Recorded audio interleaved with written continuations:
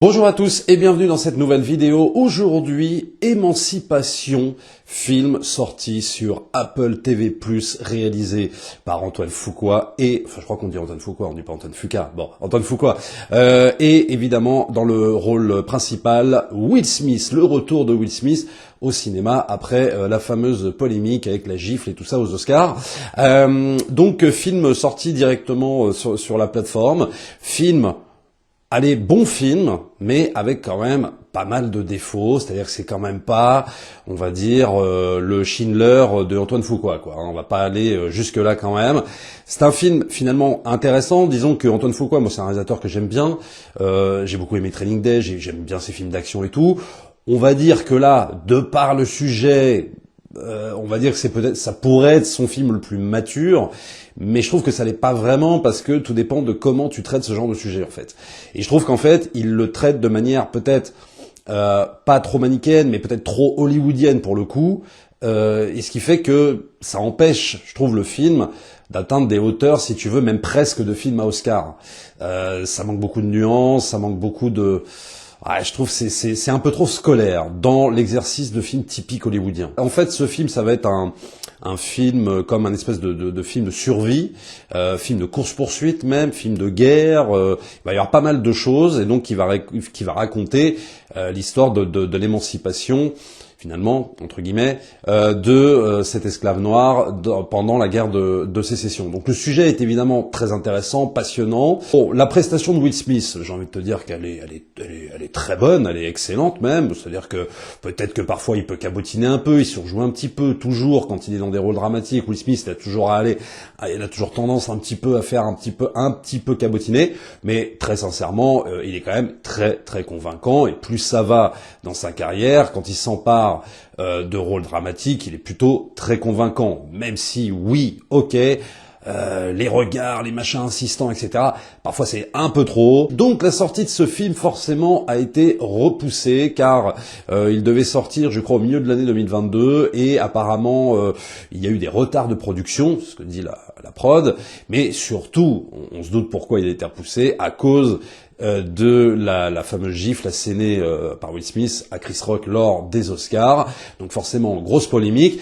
Et on s'était même demandé à l'époque si le film pourrait sortir. Parce que on s'est dit, est-ce que finalement Apple TV va pas annuler la sortie de ce film? Finalement, ils l'ont pas annulé, moi je trouve ça bien, donc voilà, ça a été repoussé finalement à fin 2022, alors que même je crois qu'il devait être même 2023, enfin bon, j'ai rien compris à tout leur bordel, mais en gros voilà, là il est disponible et c'est plutôt bien qu'il ne l'ait pas annulé, c'est bon, on va passer à autre chose par rapport à cette fameuse polémique. Bon, alors quand je parlais de dimension trop hollywoodienne à mon sens dans ce film, bah déjà ça commence notamment lors de scènes où on le voit justement, on le voit évoluer là dans un camp, etc. Donc avec les sévices. Je trouve que bon, c'est vrai qu'on va pas reprocher à Antoine Fuqua de faire du cinéma quand même, parce que moi je suis le premier à dire souvent que les réalisateurs, quand ils s'emparent de sujets importants comme ça, pour moi ils font pas assez de ciné. Là-dessus, on va pas lui reprocher ça. Mais pour le coup, est-ce qu'il n'y a pas un juste milieu à trouver? Là, pour moi, c'est trop. Les plans au drone, les ralentis, la musique, qui souligne bien les sentiments des uns et des autres. Bon. Pour moi, c'est peut-être un peu trop pour ce genre de sujet. Je pense qu'il aurait pu un peu se calmer sur la dimension cinématographique. Maintenant, on va dire que le spectacle est là. Tu vas pas t'ennuyer. Voilà, c'est aussi le revers du truc, quoi. Mais je trouve que par exemple, ça méritait un peu plus de pudeur lors de ces scènes-là. Voilà, les scènes de sévices, les scènes les scènes de coups de fouet, les scènes de machin. Bon, et il y en a un paquet, donc il n'hésite pas à tout montrer. Donc voilà. Mais là où il y a un film comme 12 Years a Slave.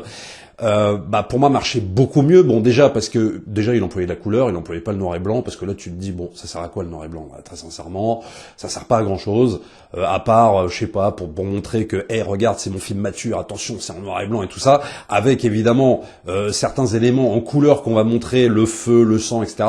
Mais bon, sinon ça fait un peu voilà, ça fait un peu je me la raconte avec le noir et blanc.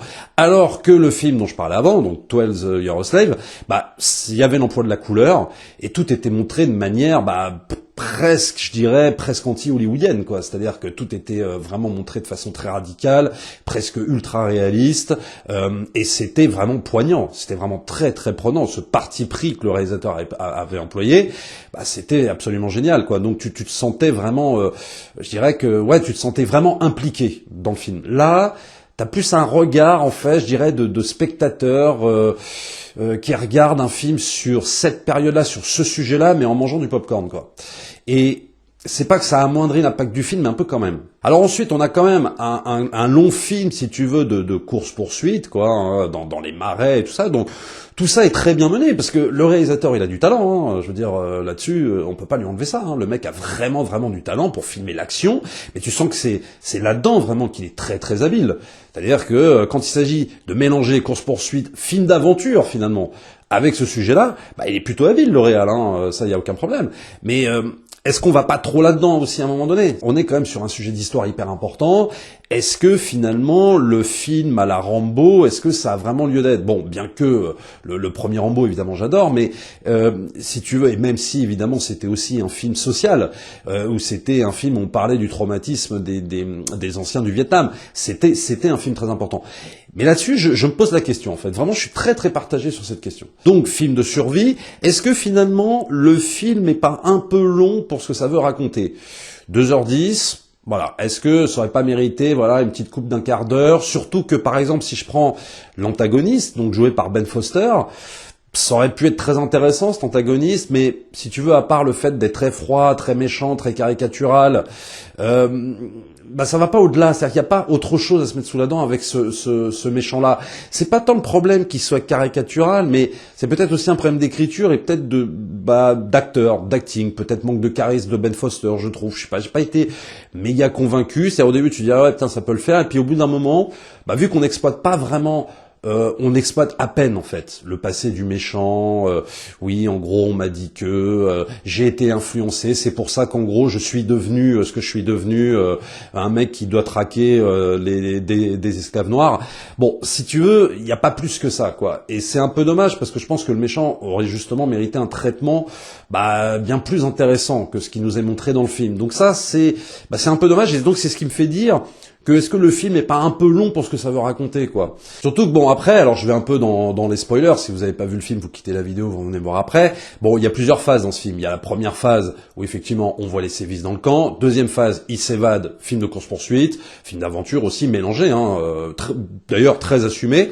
Et puis, retour dans l'armée de Lincoln, et ça y est, c'est parti pour la guerre. Alors, petite séquence de guerre assez impressionnante quand même, il filme bien aussi la guerre, on dirait un peu le film Patriote avec Mel Gibson. Bon, c'est bien foutu, tout ça est très bien fait, trop hollywoodien encore à mon avis, mais vraiment, quand je parle de trop hollywoodien, moi, le trop hollywoodien ne me dérange pas. Mais c'est peut-être sur ce film, en fait, où ça m'a vraiment interpellé. Et je me suis dit, ouais, je sais pas, il y a quelque chose ça aurait mérité un peu plus de pudeur, en fait, sur le sujet.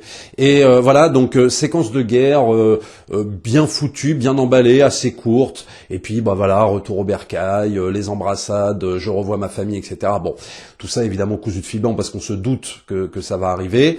Même si, évidemment, le tout est inspiré d'une histoire vraie, c'est ce qui est indiqué juste avant que le film commence. Donc, voilà, intéressant, mais par contre, le truc vraiment qui m'a un peu gonflé, c'est le côté prosélyte du film, quoi. Parce qu'alors, c'est Dieu à toutes les sauces, quoi. C'est la foi, je crois en Dieu, la miséricorde, les anges qui se passent dans le ciel. On a le droit à toute la panoplie du film prosélyte, ça devient fatigant. On se doute bien que Will Smith est producteur, là, si tu veux. Bon, parce qu'on a vu, effectivement, son côté hyper croyant, on l'a vu un peu aux Oscars, et puis bon, on s'en doutait un petit peu. Là, vraiment, pour moi, c'est trop, quoi. C'est vraiment...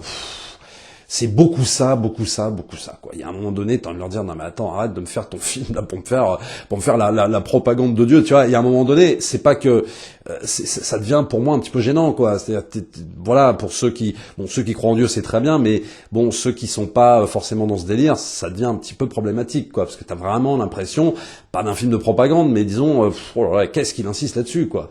Qu'est-ce qu'il insiste là-dessus? Et c'est pas la première fois qu'il le fait, à plusieurs reprises, on a vu Will Smith dans ses films, beaucoup basé sur ces questions-là, tout ça, machin, donc c'est un peu, au bout d'un moment, c'est un peu lourd. Bon. Donc voilà, Émancipation, un bon spectacle, je dirais, avec beaucoup de défauts, et je me prends à rêver, si tu veux, de voir par exemple un Steven Spielberg s'emparer de ce sujet, tu vois.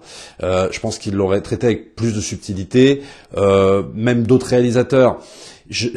Parce que là, c'est un peu le film qui veut traiter d'un sujet très important, mais avec les gros sabots, quoi. J'ai pas trouvé ça méga subtil, mais pour autant, c'est un film qui passe bien. Voilà, ça dépend comment tu prends la chose, quoi. Voilà, c'est tout. Mais c'est un film qui passe plutôt bien. C'est un bon spectacle. Si tu passes un bon moment, mais est-ce que quand tu regardes ce genre de film, est-ce que t'es là véritablement pour passer un bon moment? Comme je te disais avec le popcorn derrière, quoi. Je suis pas certain.